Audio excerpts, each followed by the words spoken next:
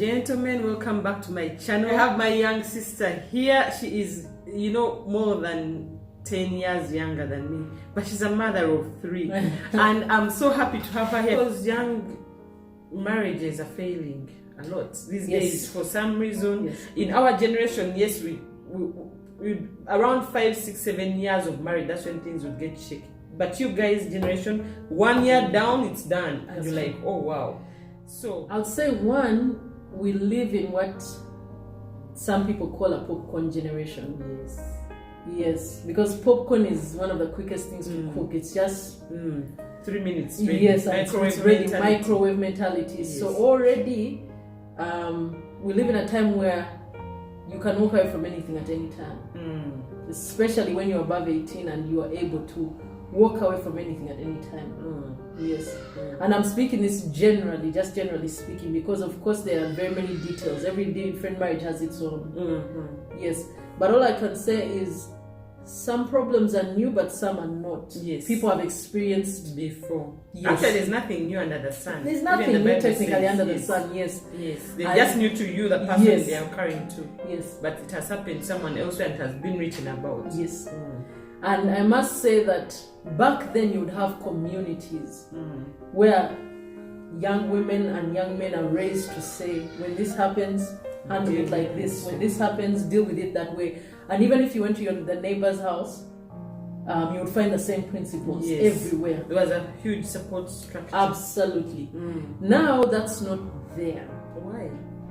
There's a lot more individualism, trouble. People have their own issues. I think you look at culture, not culture, you look at the way the world has gone. It has advanced both for the better and for the worse. It's improved, but it has also created some problems. For example, how has it improved? People talk about things like mental health, like you said, things that were not addressed back then, but they are addressed now. Increased communication and knowledge. Yes. However, on the downside, increased individualism. Yes, increased individualism. It's all about me. If someone's not giving this that I want, if someone is not doing this for me, if someone is not doing that, I can walk away. The moment they do this, there's no time for taking the time out to say, what does healing look like? Forgiveness look like? What does perseverance look like? Yes. Programs you watch on TV everywhere. It's in the water. Yes. So already that is there. So you've got to have a relationship with God. Yeah, absolutely. Yes, you've got to also have mentors. A personal relationship with God and also mentors. That's very true. Yes. Yeah, because they've been there. Actually, they say most people make errors because they lack mentorship. That's true. Everyone at whatever stage you are, you have to have mentors. That's true. And different mentors, marriage mentors, financial management mentors, like different realms, spiritual of your life, not just one person fits all. No, you have to have people you have identified who you're going to emulate and consult and follow, who will guide you in different aspects of life. Yes, and who even you can watch and say, yes, this is something I'd like to achieve. Yes. Yes, that's very true. Now, even spiritual mentors like Michael and I have people that keep us in check. Yes, we run to them like bunny rabbits whenever we're having issues, and they've helped us to learn how to communicate with each other. Yes. To say they've told us, they've given us homework where we need it. And we both know that we can report each other, so we figure it out. So it's together. Accountability. Yes, accountability. Yes, you're accountable to them. Yes. So you insist on making it work. Yes. You compromise where the need absolutely arises. Yes. Even when there's everything that says I think accountability is very important. Absolutely. Yeah, because if you're not accountable to anyone, you do whatever you want. That's true. And make an excuse for it. Exactly. Yes. Yeah, but for as long as you're accountable, like, children will hear this, so and so will hear this. That keeps you in check, irrespective of all the levels of life you've reached. Exactly. And also that, like you said, the children. God, again, relationship with God reminds us that we are examples to these children. Yes. Absolutely, yes. We are examples, and God has taught us that more than what we tell them, they're watching us. Absolutely. And that's a challenge. Yes. That's you got to walk the walk. You have to walk for example, the walk. For my children at their age, you can't say no phones on the table when you're using a phone on the table. Exactly. I mean, you have They're to watching you, yes, exactly. and they'll even say, "But mommy, you say this, but how come you're doing it?" yes. And you can't tell them I'm older. Yes. Oh, I have this reason. So it's like you're telling when you're older, you can break rules, Yes. or some rules don't matter when you're older, which is also wrong. So that's actually a big point. You're teaching them that if you're older, you can. It's like saying if you're older, you can watch pornography. So they wait. But you see, pornography is not good whether you're old or young. Younger, exactly. Yes. So it's not that PG this don't watch. No, it's just that all of us cannot watch that because it's not good it's for not all good. of us. And exactly. The example of that. Exactly. So accountability. People don't have accountability partners and mentors. Yes. People to sit down and tell them, you know what, this is how it is. You're doing it the wrong way. Yes. You're heading down. Yes. Yeah. And for us, we're blessed. We've got people in our lives. I mean, there's Esther, our siblings, even the example of our parents. Yes, and other pastors. people. We've got our pastors, we've got business mentors, we've got people that always keep you in check. They are watching, saying, Babirye, Michael. No. Even when you try to give an excuse, no, it doesn't cut it. There's no excuse for that. Yes, and I think people are. In our generation, it's hard to take that type of advice sometimes. But we all do. Even us, Tom and I, we also have mentors. People who they're like, no, that is unacceptable. Yes, unacceptable, exactly. Yes, and you have to explain, so even us, we have mentors. And that's why you are where you are. You celebrated 15 years in marriage. And for us, we looked and we said, wow. Yeah, God's doing. Yeah, that's God's doing. That's God's doing. Yes. You look at that and you say, God, you live in a time where a lot of people are victims. And not that they don't have a right to be, but it's a victim mentality. It's very dangerous. Very wrong. Yes.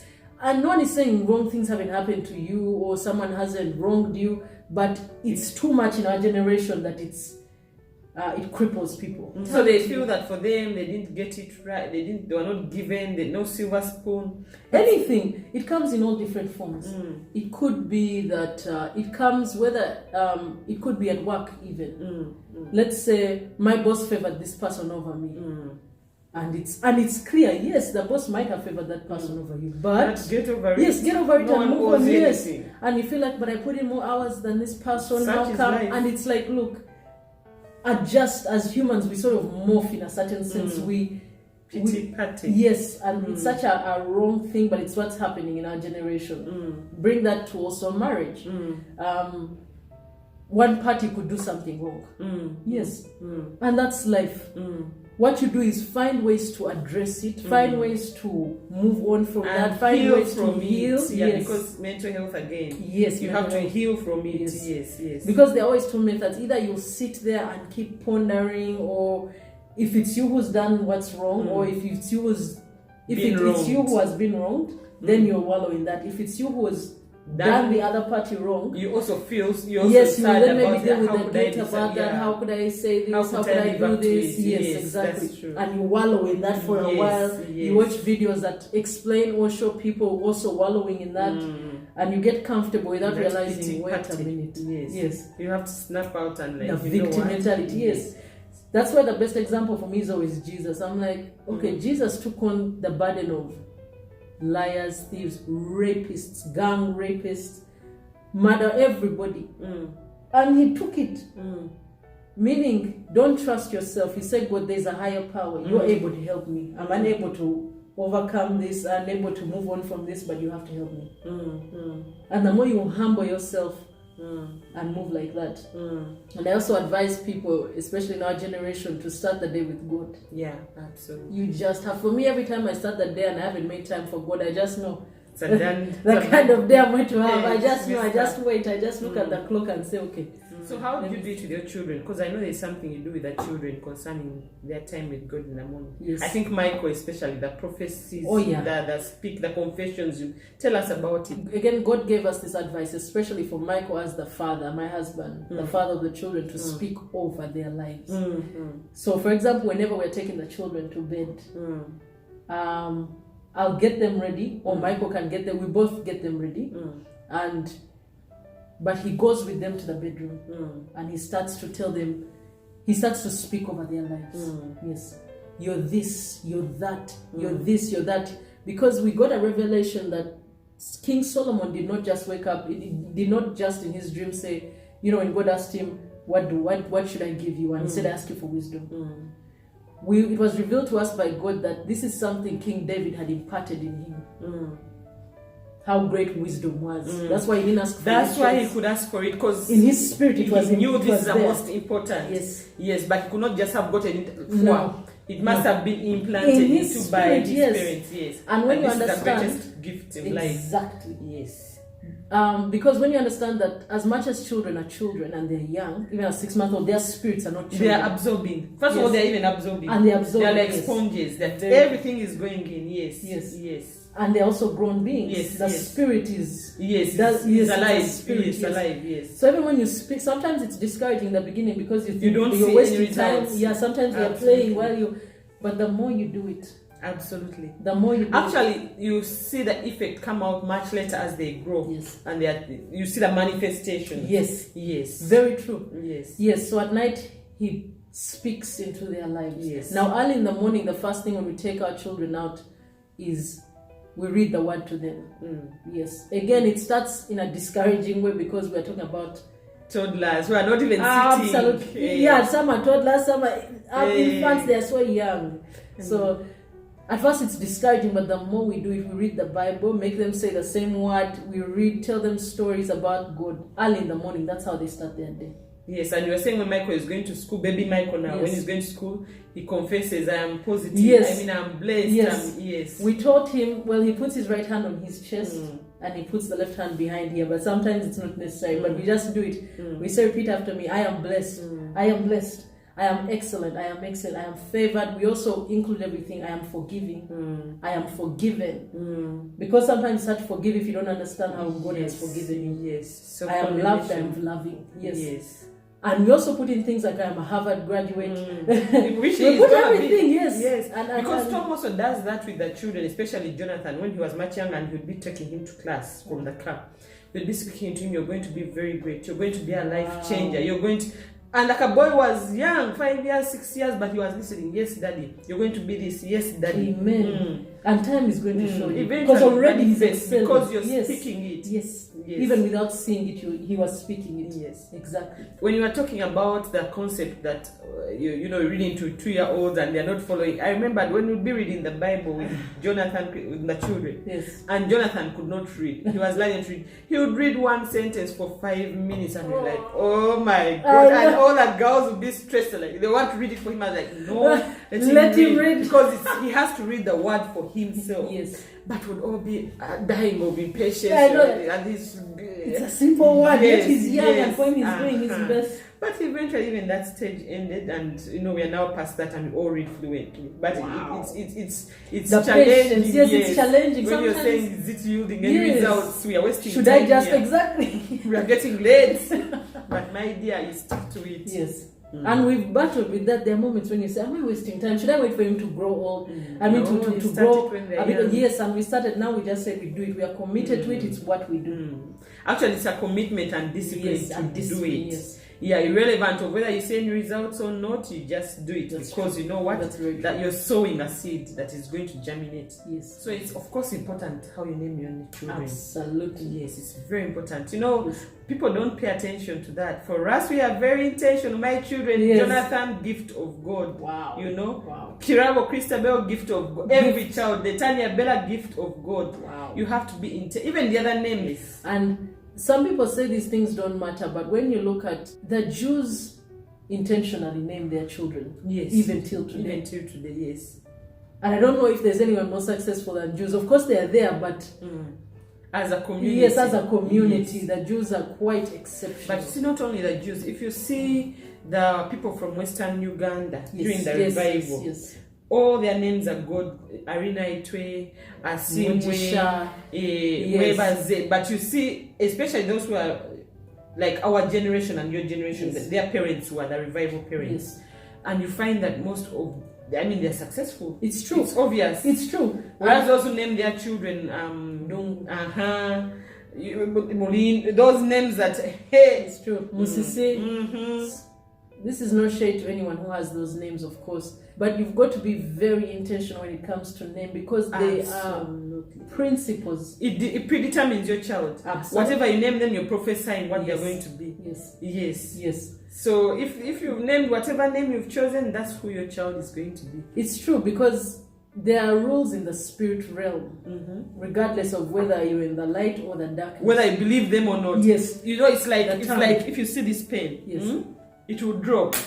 Gravity exists. Gravity, yes, Whether exactly. you believe it or not, the principle is there and it exists. That's true. So even the spiritual rules, whether you believe them or not, it's irrelevant. They exist and they happen and they work. So there's the power of the tongue. Absolutely. And even scientists have tested these things. They've tried where they put plants in rooms with light, 2 different rooms, and they keep speaking to one plant and saying how it's a failure, how it's never going to achieve anything, it's never going to blossom. And they've said the same physical conditions. They water each at the same time, they do everything, but the one they spoke bad about after a period of time failed. Even scientists have seen that. So how much more with our children?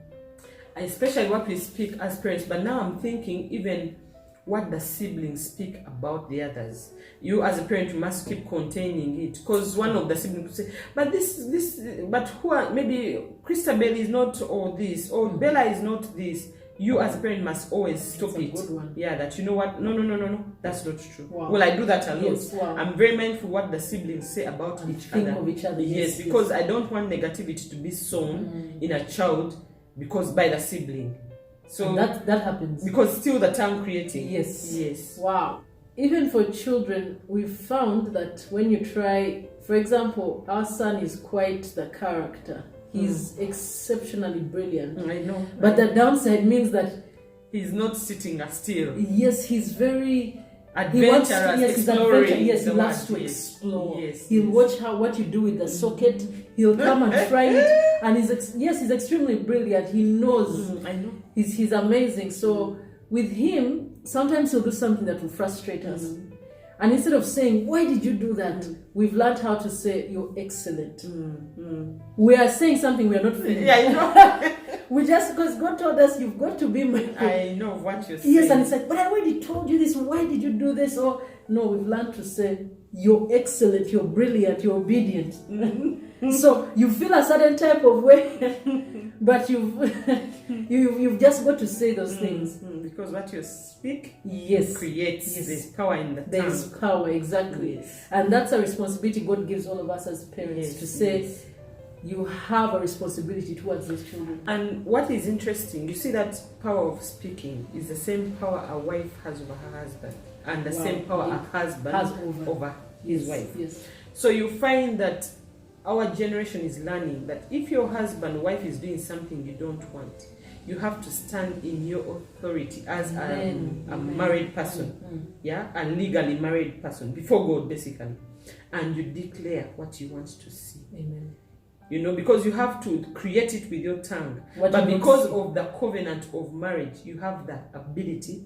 Even the Bible says whatever you cancel on earth is cancelled in heaven. And whatever you permit or loose on earth will be loose. Amen. So we have been learning, or we've been seeing now over time, that women have power over their husbands. If you say, "Man wange mwenzi," there goes the creation of your husband. Yes. If you say, "My man is a man of integrity," there goes. Even yours, you can even stand and say, "You know what? I speak as a covenant my wife. Authority." Yes, and I establish that you are going to be XYZ. I establish that this is you. I establish that whatever they are saying that is not true, I cancel it. Amen. Because I'm being given power to cancel on earth and in heaven as a believer. Wow. Yeah. And so the tongue just doesn't only extend to children, but even what we say about ourselves, inwardly. Even verbally, when you say, hey, there goes all your things. You know what I mean? Yes. Yet if you prophesy, you see Joel Austin, I like his services when he's preaching. They start with a long confession. I am blessed. Amen. I am prospered. Amen. I am whatever. You just like you tell your baby Michael. Yes. Joel Austin does that for his service at the beginning. I follow his Sunday services, and they profess and you declare, and everyone says it. Yes. Now for us, we watch his sermons in the mornings. Somehow they have podcasts every day. So Tomon is on also my own in the morning. We start with his word, but you start with a positive confession over your day and over your life. You know, and that's how you get through. Exactly, because you have created your day by your tongue. Yes, you've decided which way it's going to go. No matter what comes at you. Yes, you've already prophesied it and created it. Wow. Yes, that's deep. So it's about the confessions to your children. It's about what they confess about each other as siblings. Yes, what you confess about your day and your life, but also what you confess about yourself and your spouse. Exactly, exactly. Wow. Basically, confession, because the Bible says what you confess doesn't categorize it only to children, only to marriage, only to whatever you confess, even over your life. Yes, if you confess that I'm excellent. I remember my husband used to say, he used to call himself Mr. Fix It. Actually, even they still tease him.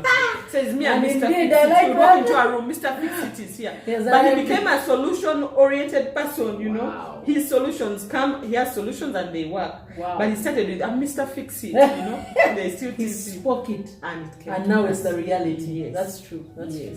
Yes. Wow. So people look for him as a fixer.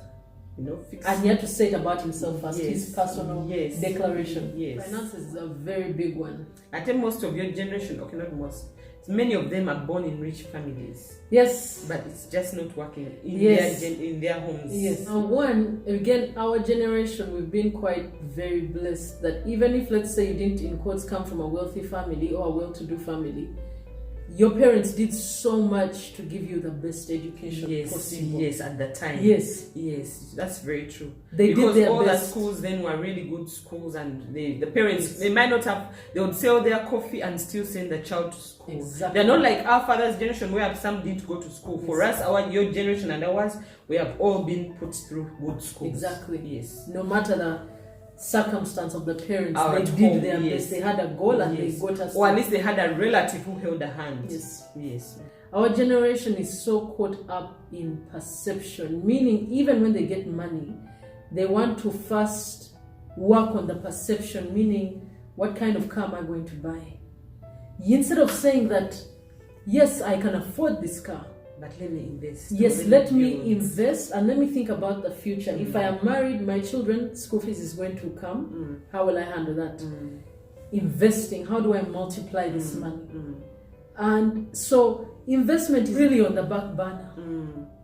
It's about how do I see that I'm wealthy? Am I dressed up well? Yes. Am I living in a nice house? Exactly, because our generation has grown up with watching the professionals. Yes. Meaning, what type of cufflinks do I wear? What kind of watch? What kind of watch? What kind of this and that? So it's easy to get caught up in that.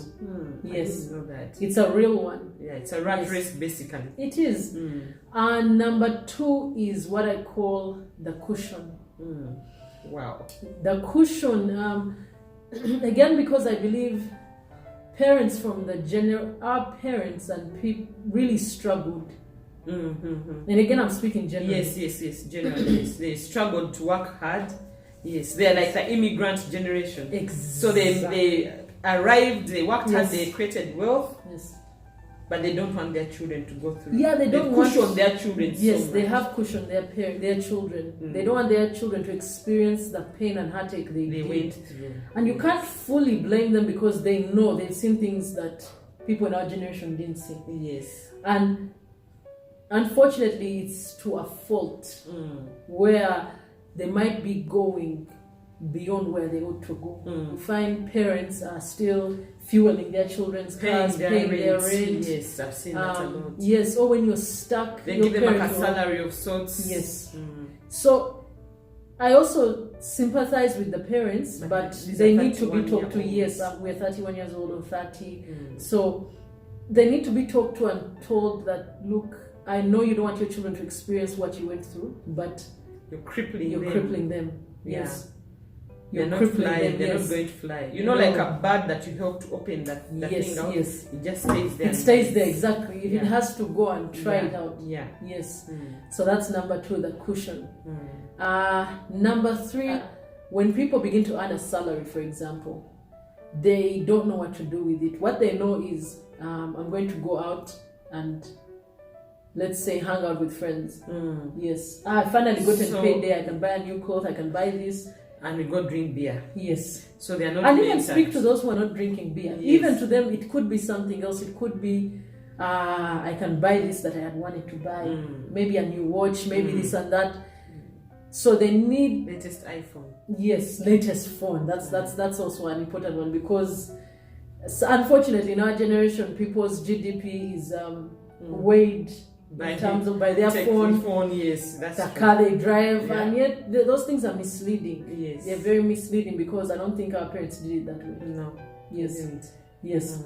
Do we know the difference between wants and needs?